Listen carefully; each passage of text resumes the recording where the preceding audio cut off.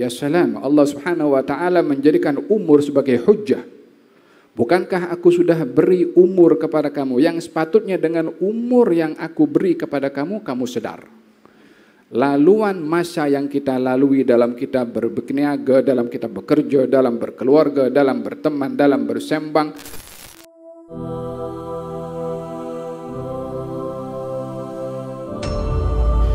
Hadirin hadirat yang dirahmati oleh Allah Subhanahu wa taala. Umur adalah bekalan yang paling utama bagi seseorang untuk berjumpa dengan Allah. Perjumpaan dengan Allah sesuatu yang tidak dapat untuk dinafikan, dan ia adalah perkara yang hakikat dan tak seorang pun yang menafikannya. Hanya yang perlu untuk diperhati pada umur ini adalah persiapan untuk kita berjumpa dengan Allah Subhanahu wa taala. Disebutkan dalam beberapa riwayat yang kembali kepada kisah orang-orang yang terdahulu. Seorang perempuan menangisi anaknya yang meninggal dunia. Lalu ditanya kepada wanita itu, si ibu, kenapa kamu menangis? Katanya, anakku meninggal masih muda. Andailah kalau dia berusia, yakni usia sampai usia tua meninggal, mungkin ringan bagi aku, tapi meninggal masih muda. Kemudian ditanya, berapa umurnya anak kamu yang meninggal masih muda? 250 tahun. Kata Nabi itu mengatakan, kau bersyukur kepada Allah karena di akhir zaman nanti akan ada orang yang umurnya antara 60 dan 70 tahun. Kata si ibu, kalau aku hidup di zaman itu, aku tak perlu buat banyak hal. Angga berteduh di sebalik batu untuk mengelak daripada matahari. Kalau matahari ada sebelah sini, aku pergi ke balik batu sebelah sini. Pusing setiap hari macam tu, 60 tahun berlalu dan sudah mati dah. Tak perlu untuk buat kerja banyak untuk membangun ataupun buat hal-hal yang banyak dilakukan oleh manusia di zaman sekarang yang umurnya antara 60 dan 70 tahun. A'mar ummati ma baina 60 ila as-70 wa qalilun man jawaza dzalik. Umur umat aku ini antara 60 dan 70 tahun dan sedikit yang melepasi daripada itu, kata baginda Rasulullah sallallahu alaihi wasallam. Hanya yang diberikan oleh Allah pada umat ini, walaupun umurnya singkat, tapi pahalanya berkat. Dalam hadis ada umat yang terdahulu, perumpamannya dengan umat ini, umpama orang yang bekerja daripada pagi sampai tengah hari, diberi gajinya. Kemudian orang bekerja, setelah itu orang lain bekerja daripada siang sampai ke petang, bagi upahnya. Kemudian yang terakhir adalah pada petang sampai ke terbenam matahari. Masanya singkat, tapi gajinya 2 kali ganda.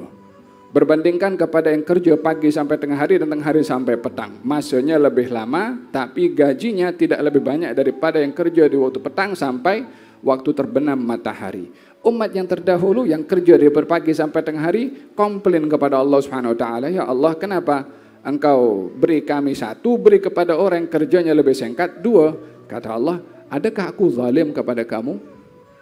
Mereka mengatakan tidak, haknya untuk kerja diberi oleh Allah Subhanahu wa taala, tapi yang kerja daripada petang sampai terbenam matahari, aku nak tambahkan, aku punya hak.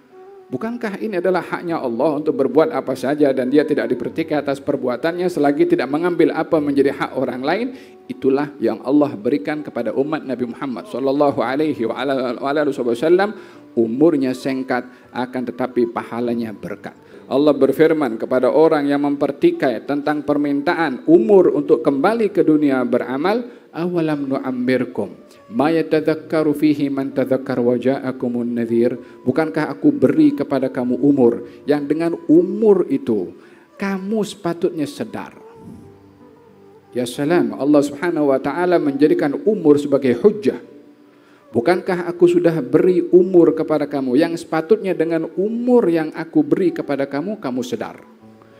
Laluan masa yang kita lalui dalam kita berniaga, dalam kita bekerja, dalam berkeluarga, dalam berteman, dalam bersembang, itu ada hujjah yang kita boleh dapat imma kebaikan dengan baik, atau sebaliknya tergantung kita menggunakan masa dan peluang yang diberikan oleh Allah Subhanahu wa taala untuk apa.